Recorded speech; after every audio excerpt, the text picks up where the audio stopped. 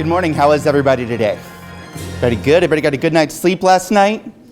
You know, I don't think I've ever asked an audience that, but that's something that's really important to me. In July, we welcomed baby number 3 to our household. Surprise baby number 3. So my oldest child is 11, my middle child is 9, and well, we thought we were done. Well, we weren't. So when Jen was pregnant and we were going through that process, I started having all these memories of what it was like with a newborn in the house and the sleepless nights and stuff like that. And I was quickly reminded the difference between recollecting those things and living through those things. So 2 weeks ago, Josh slept through the night for the first time in the first 6 months of his lives. And I never will remember waking up that night being like, oh my goodness, this is what a full night of sleep feels like. So it was good. So I got a full night of sleep last night, by the way. So I'm fired up and ready to go. Well, speaking of football real quick, I want to get an idea of the audience I'm speaking to here.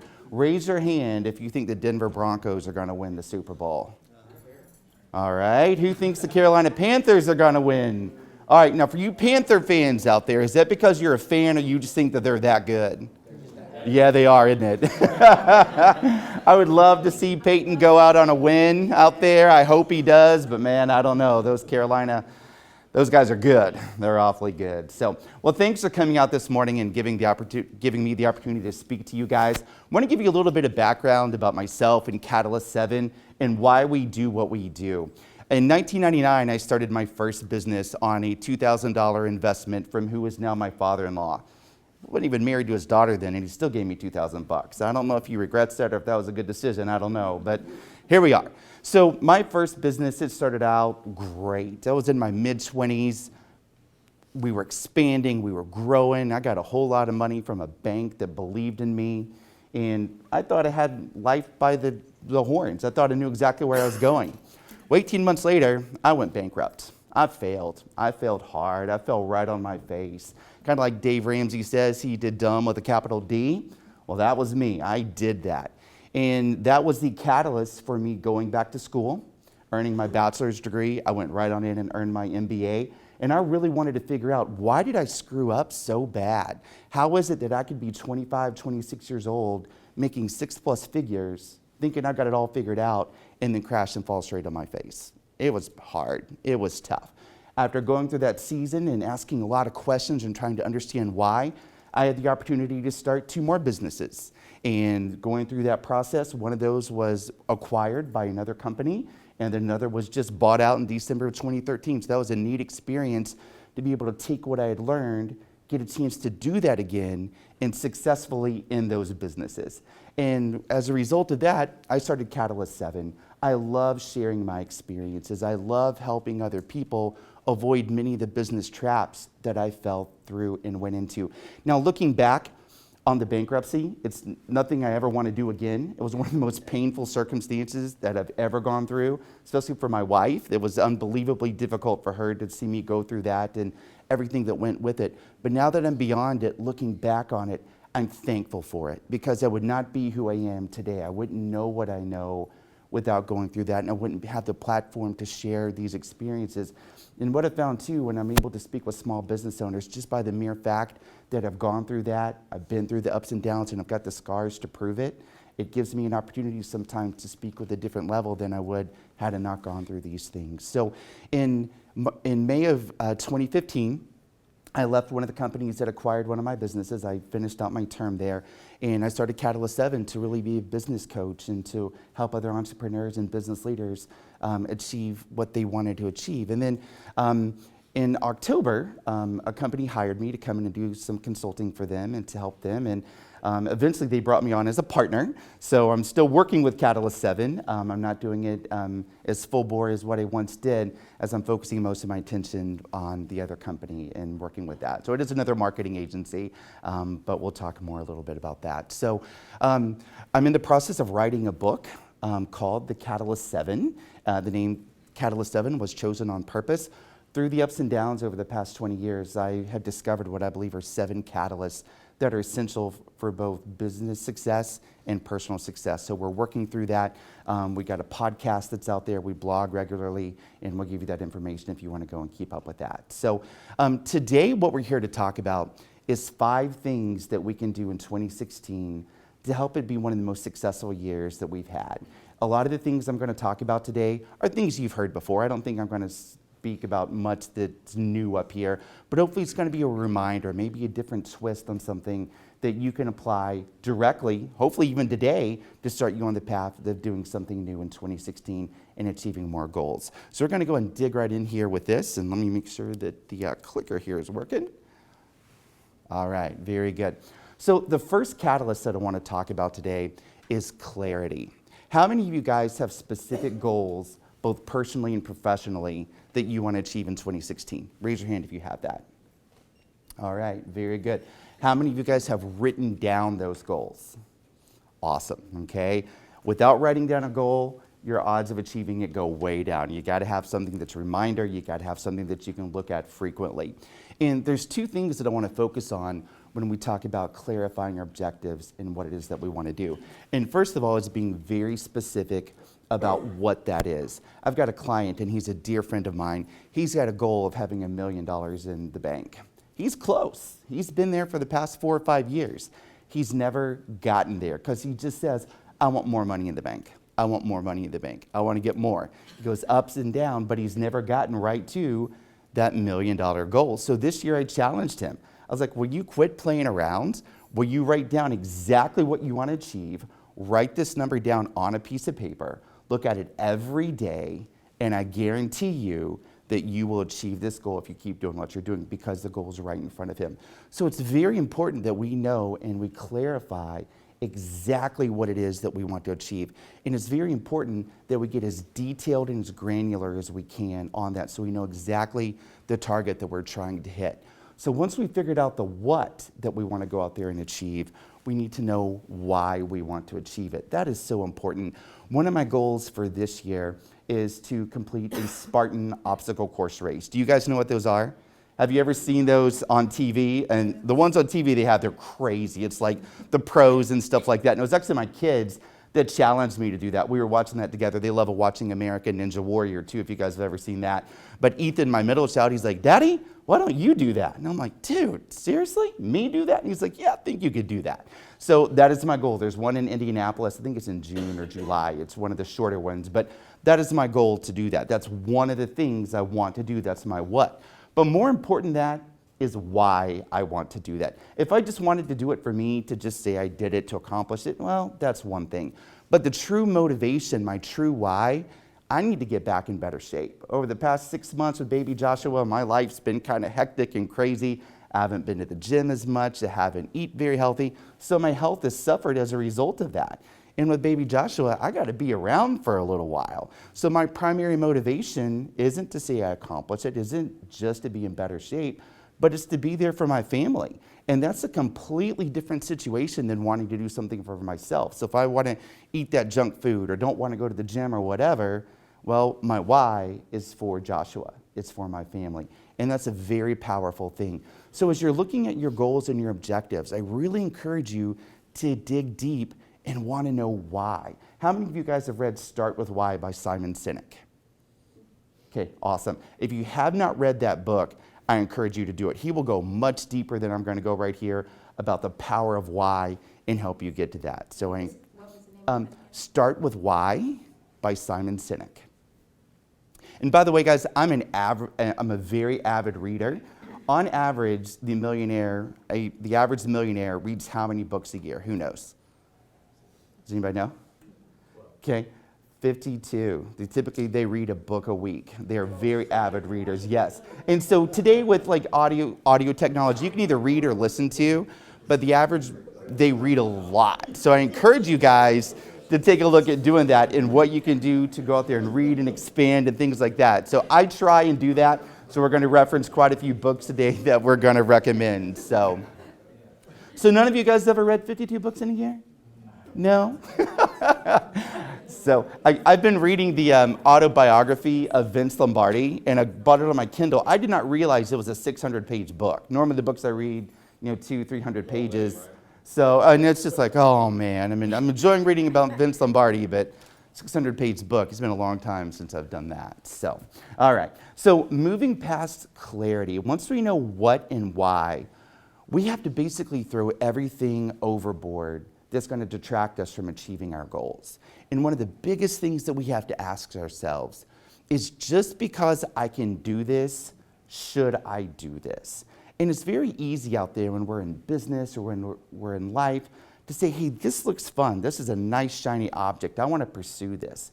But is that worth it? Is investing that time in that going to take us away from achieving those things that are really important to that? Is it simply going to be a distraction? So time is our most valuable asset. Money, it comes and goes. We can always earn more. We can lose more. It's there. The one thing we can never get back is our time, ever. Once this moment is gone, I'm never going to get it back. So we have to choose what we do with that so carefully. And so that's the first thing up there, is really decide with your moments how you're going to use them. Invest them for the long term. Don't think just, what am I going to get at this now? What can I do today that's going to impact tomorrow, next week, on down the future? And that's really hard, especially in this hyper consumer society we live in. We want it now. Actually, we wanted it 3 minutes ago, right? We want more and more. But learning how to do that is really important. And then secondly, do you really need it? Oh, and it goes back in that consumerism we have. Like, I would love to have one of those brand new iPads. Have you guys seen those, the big iPads, the iPad Pros? Like $800. You can do all kinds of stuff with it. We could even sit here and take notes, just like you're taking it on a sheet of paper. I would love to have that. Do I really need that? No. There's so many things I can look back in my life and say, I thought I needed it at the moment, and I went and bought it, and then a few days later, it's done. Just like my kids at Christmas. You have those stories where the kids, they just have to have something they wanted. Oh, Mom, Dad, I need this. And then, 4 hours after they open it, they're done with it? So, great example. Last year, now you forgot what they were called. They were these little robots that you can control with your iPad or your iPod. And my kids got money for Christmas, and their cousin got one of these things, and they were just convinced they had to have it. And I'm like, boys, are you sure you want this? This is $100. This is your money you're spending. When you spend that $100 and it's gone, are you sure it's what you want? Yeah, Dad, we want it. They played with that for one day. One day. And I remind them of that often. Like, boys, remember that toy robot you bought that you played for one day? They're like, yeah, Dad, we did. So anyway, just make sure that the way that we invest our time and the things that we buy, the things that we do, are helping us all go through and achieve our goals. There's a great book out there. It's called Essentialism. I don't know if any of you guys have read that one. McEwen is the last name of the author. But it really talks about this, about really examining our lives and figuring out, do we need all this stuff? What is it that we really need in this life to satisfy us, and then furthermore help us to go on and achieve our goals? So we've got clarify, and then we've got get lean. What are we doing with our resources to help us achieve our goals?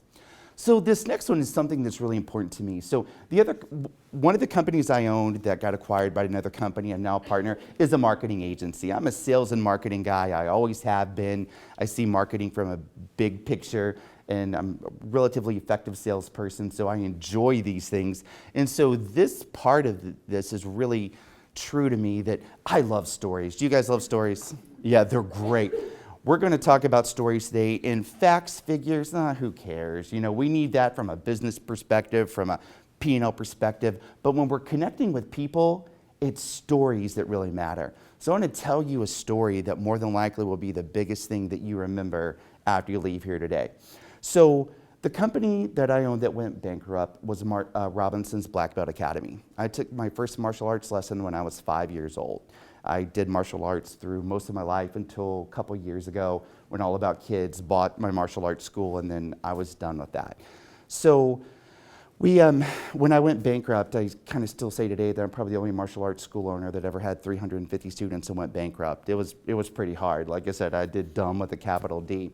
So I never will forget, this was 2 months after I had to close the school, and I was really devastated.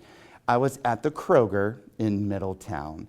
It was a November night. It was really cold. It started snowing outside, and I was just kind of down. We were struggling to have ends meet for groceries. I didn't know how I was going to be able to buy everything that we needed to buy. So in the grocery store, kind of already down, and I'm just kind of meandering through the aisles, just trying to kill some time. Didn't really want to go home. I rounded the aisle there where they have all the cereal, looking for some cereal, and I saw a martial arts family there. And I could have dealt with the parents after going there. I couldn't look that kid in the eye because I was his instructor and had a really strong relationship with that kid. And he'd been with my program for about a year and a half. I turned around and then I went and hid in the next aisle because I couldn't face that person. And then I saw another family right there. So I went to another aisle. I've never hid in Kroger before in my life. But I did because I literally could not deal with that. I couldn't face the children at that time because I had failed so bad. So that is a story that is still in this days emblazoned on my heart. I never will forget that time as well. I had achieved a certain goal and I got a really, really expensive, fancy watch that starts with an R. And I thought I had made it. I had the bling bling on my wrist and didn't mind showing that. I never will forget the time I had to walk into the pawn store, pawn that just so we could pay our mortgage. So those are things that we went through as a result of my business failing and just the things that I did. And so those stories, when we speak that, it makes us what we're talking about here. It's real. It's not just words. It's not just something I read in a book or I learned in my MBA program and I'm just telling you guys. It's something that's connected to me in a personal experience we went through.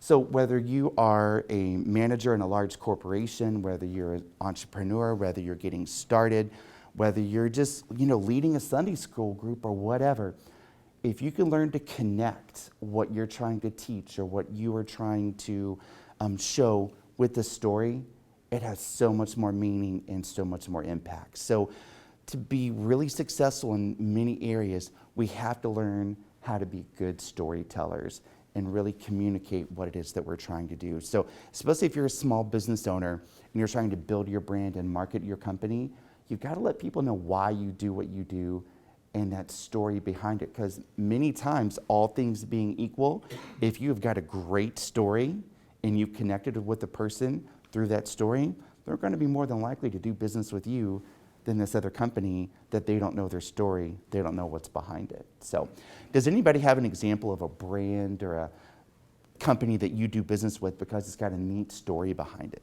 Any examples out here of that? No? No examples? Apple? Yeah, Apple's got a pretty neat story. Speaking of Apple, I am so excited. My new MacBook Pro is coming today. And it was like Christmas last night when I found out this thing's coming. My current MacBook's like 5 years old. And so to get a new MacBook that's going to work well, all that kind of stuff, I'm like, yes. But, Jay's right about that. I mean, the Apple brand, our Apple computer is really better than a Dell or a PC. I don't know. I think they are, but that's just me.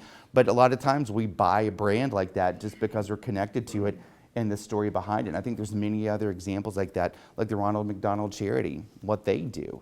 Chick-fil-A, the story behind how it brought up and what it did. I mean, we go there because of the great service and the great food, but there's much more to that than what meets the eye and what we're getting from that. So, all right. Now this one right here is much centered specifically towards business owners and entrepreneurs. So put the slide in there. I know we've got a diverse group here. Some of you guys work for large corporations and this doesn't apply to you directly, but I do want to spend a little bit of time on this. First of all, who's ever heard of the term marketing before? Is that brand new? Okay, one person has. Okay, so my marketing agency, we are a HubSpot partner. And HubSpot coined this term of marketing. And what this really is the fusion of the sales and marketing process working together. How many of you are in marketing in your current field? Some of you guys, okay. How many of you guys are in sales in your current field? Okay. How many of you are in a situation where there's a completely separate sales and marketing department? Okay. In some of those situations, does the sales department always know what the marketing department's doing? No. And a lot of times there's butting heads here. The salespeople are mad at the marketing people. The marketing people think the salespeople are idiots. And it just goes all over and there's all kinds of fighting and back and forth. Now, those of you that are the sales and marketing department, well, that's just awesome. So, I mean, you just got it made right there. So, yeah, there you go. So at the end of the day, what marketing is really trying to close the loop to make sure that the marketing process and the sales process are working together. Because ultimately, both in sales and marketing, we're trying to do one thing. That's to build a brand and drive more revenue, correct? And so we don't have time to go into the details of how to do that, but I do want to walk through basically an overview of this marketing process. The first part of this is that we want to attract. We need to attract people to our brand. There's all kinds of different ways to do that. Whether it's a television ad that we're going to have playing in the Super Bowl, that'd be nice, wouldn't it, to have that here locally? Ooh. It's going to cost some cash. Whether it's search engine optimization you're doing for keyword searches, if people are looking for your product to come in and do that, whether it's being at a trade show, whether it's doing a presentation or something like this, we want to attract people to our brand. We want to let them know who we are. Once we've brought them there, the next thing we want to do is nurture that person through the content we're putting out there. We want to let them know a little bit more about our story, who we are, what we can do, and how we help. And there's many ways to nurture that. You know, when we look at an example like this, it's easy to think about small business, it's easy to think one-to-one relationships, but even big brands do this. For instance, Baptist East, okay, do they do a lot of nurturing out there? Yeah, they do. I mean, every time I see a commercial on TV, that is a form of nurturing. And then when I'm in there and I'm connecting with somebody at the front desk or something like that, there we go. By the way, all three of my kids were born a Baptist, so I just do want to say that. So go Baptist. And one of my best friends is a surgeon there. What's that? Hey, yeah, there we go. Yeah. You know, what amazed me on baby number 3, 9 years later, how much more expensive babies got. I mean, and even the technology, and I could talk about all day long. I'm like, they didn't have that 9 years ago. That's interesting. So, but anyway, but even big brands follow this process as well. So once the nurturing has happened, if a lead or a prospect is interested enough, then they're going to connect with us. And whether that's a salesperson going out to do that, or even at a point of purchase, if I go and buy, you know, a 2-liter of Coke or something like that, that's where the engagement happens, where things start to interact in between. And then after the connection happens is where we begin to build trust. When I go and I buy that bottle of Coke, I'm assuming it's going to taste the same every single time. When I go to Simply Thai restaurant to meet a client when we're done with this, I'm assuming the food's going to be the same as it was last time. So in a business situation, if I'm looking to come in and engage with you as an attorney, I'm expecting the same level of service every time. So establishing that trust is so important. That's one of those things that is done over time. I think most people, when they engage with a business or an individual, there's a certain base level of trust that's there, and then depending on what we do with that relationship, it's either going to go up or down, and we need to make sure that that level of trust is continuing to go up and up and up. And that's where the mutual benefit happens.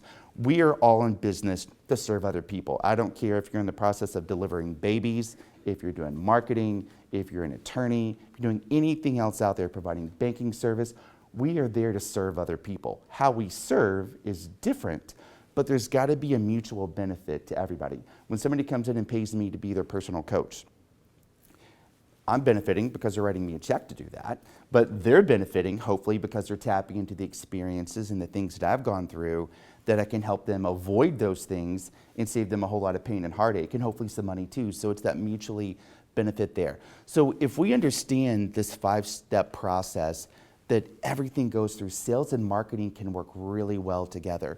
So the attracting and the nurturing, that's really on the marketing side of things. And then where the two begin to converge is on the connection side. So at that point, we kind of hand it off. But the marketing activities still have to make sure that we're supporting the sales team and what they're doing. So I can talk about this all day long. That's a complete own seminar, but I wanted to put that up there, especially for small business and those of you that are in sales and marketing. It's so important to make sure that that's happening. So if you are in a sales or marketing role and need help with that, my company, the Content Squad, we do that. We help bridge that gap. In the Content Squad, I serve as a marketing consultant working with big brands and small brands, helping them do exactly that. So, all right. One of the final things I want to talk about here today, and making sure we're good on time, is to keep score. It is so important that we know if we're winning or not. You know, my kids play sports, and the participation trophies. You know, you guys remember that TV commercial? Who was it? James Harrison, the Pittsburgh Steelers, was like, I'm not giving my kid a participation trophy. I think he broke it or threw it away or something like that. You know, the reality is, guys, in life, there is a score. You know, we're going to win or lose. I put a proposal out there for one of my marketing clients. We win it or we lose it. You know, I engage somebody to be their marketing consultant. I win it or I lose it. It's just the way it works. So as we're going to achieve our goals, it's very important that we have a system of metrics to understand, are we winning or not? And that all starts with defining what does success look like. That's one of the first questions I ask any of my consulting clients, either on the coaching side or on the marketing side, is if we engage together, what does winning look like? Because I need to know that. If I'm asking them to write me a check, I want them to feel really, really good about that check. And I want them to know that there's a return coming from that. So we have to define that. And then we have to identify key performance indicators to measure that success. So if somebody hires us for a marketing engagement, it may be we want to generate a certain number of leads over a 30-day period. We want to increase website traffic by X. Hey, Adam, I'm hiring you as a success coach. We need to deal with this operations problem that we have, or we need to change our culture. Well, those are things that we can identify, these key performance indicators, to measure those things. And once we've identified those KPIs, we have to implement a system to measure it. And that can be the most difficult thing sometimes, especially depending on the size of your business, is what mechanisms are we going to track this? What kind of dashboard are we going to put it in? But it's so important, because if we don't have this, we don't know where we're driving the ship. It's one thing to say, oh, things are going well, I got money in the bank. Well, maybe it is, maybe it's not. Going back to my friend who wants to have $1 million in there. If there are certain KPIs that he has and we're working with him to build out that system, he's going to know much more accurately if he's achieving that goal or not. And of course, the most basic one is your bank account going up or down on a monthly basis? But you've got to have that to keep score. And you got to routinely review it. How many of you guys have a business plan or marketing plan for your company right now? Some of you do, some of you don't. How often do you look at it? What's it, daily? So do you have an actual plan, or do you have like a sheet? It's on in my office. Okay. Yeah. Cool, awesome. Well, very good. And so you are a rare person, because most people, they spend a lot of time to build a business plan and to put that all together, but they don't look at it. It sits on a shelf. I did that, right? And actually this summer, I went back and looked at my business plan that I had for my big martial arts project that ultimately bankrupted me. I don't know why I wanted to go through that painful session, but I did. I went back and read the business plan, and it was actually a good business plan. I'd probably write it again the same way. I just didn't know how to execute it. I was too young, didn't understand people, didn't understand how to lead people and all that. But I bring this up to say about reviewing the KPIs is that when we have a plan, we have to review it daily. And so I was actually listening to the Entree Leadership podcast yesterday. If you're not familiar with that, it's Dave Ramsey's group, Entree Leadership. It is amazing. But they were talking about the one-pager. And on this one-pager, it lists their vision, what they want to achieve, why they want to achieve it, and the steps they're going to do. And they review it every day. And I love that. And so that is actually more practical in many cases than a 3-ring binder of your business or marketing plan. And it's easier to change. You keep it right in front of your face. So I encourage that. But you got to keep score. You got to know if you're winning or losing. You got to know where you're driving your business, okay? And I know I'm running short on time here, so I got a little bit of bonus content for you guys, and then I'll quit talking. This is something I presented to my team at the Content Squad just a couple weeks ago as we were having our annual plan, what we want to do, what we want to accomplish in 2016. And it's great to talk about these things, to have a vision. We want to do this, we want to do that. But at the end of the day, we got to get things done. Talk is cheap. Ideas are cheap. There are so many ideas out there, and we want to do this. And I know because I've done it. I've had great plans, great visions, but nothing ever happened because I wasn't focused on getting it done. I'm in the process of writing a mini ebook about this, so I'm really excited about that. It'll be free, but just sharing this. So DONE is an acronym for 4 things. Number 1, discipline. If we're going to go through and achieve our goals, those things we identified, the what's and the whys, we've got to be disciplined. We've got to be diligent about getting as lean as we can, so we're keeping really focused on that. Telling our story if we need to do that. Going through and understanding sales and marketing, especially if there's a number attached to that or we want to grow our business. We've got to be disciplined about looking at the KPIs to make sure we're on track. There's no substitute for discipline. If you want to be successful, you've got to be disciplined in your personal and professional life. Number 2 is on time. If we say we're going to do something at a certain time, we got to do it. And that's goal setting. When you set a goal, unless you put a date on it, it's not going to happen.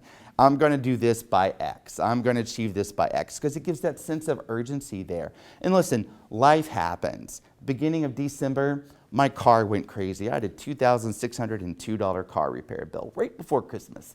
That kind of derailed a few things, right? A few goals we wanted to do, the Christmas budget and all that. So life happens. But when those kind of things happen, personally, professionally, we embrace it, we admit it, and we move on. So maybe you set a goal, you work on it, maybe it's a little bit late.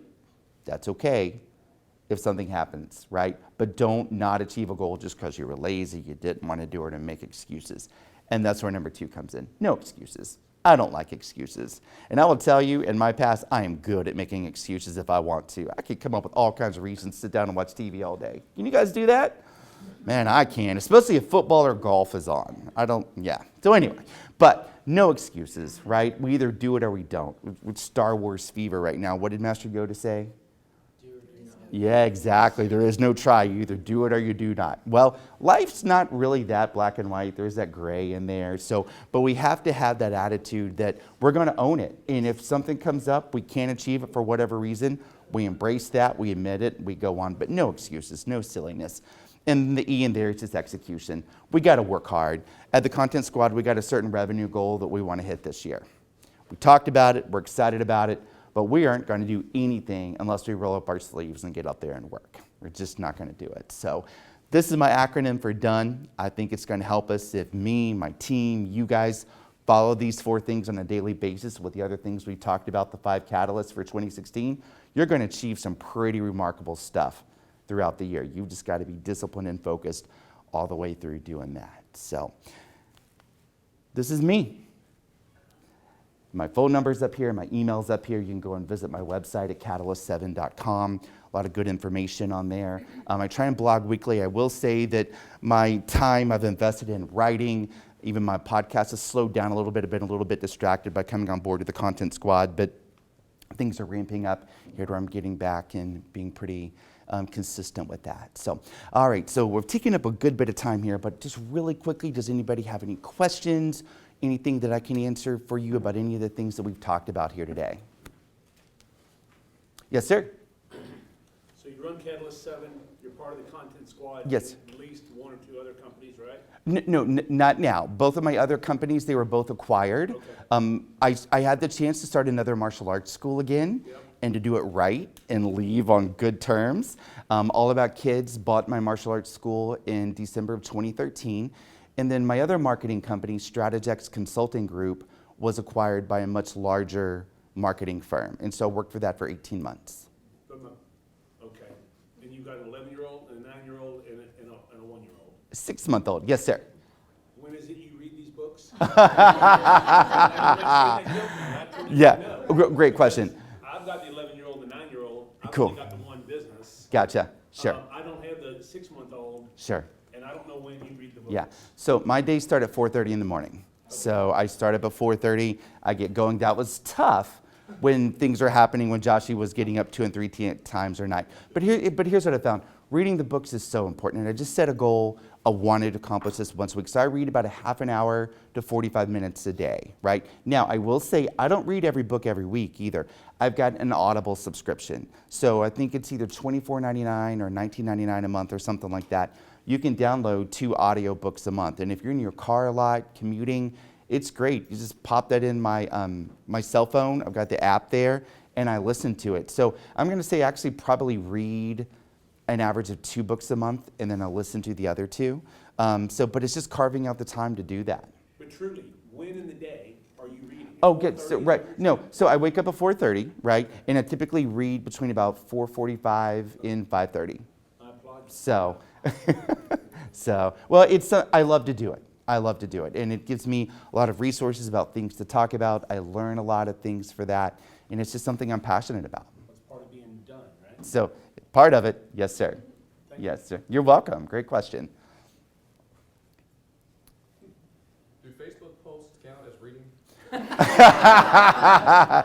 Well, you know, it could. It could. It's all in the definition, right?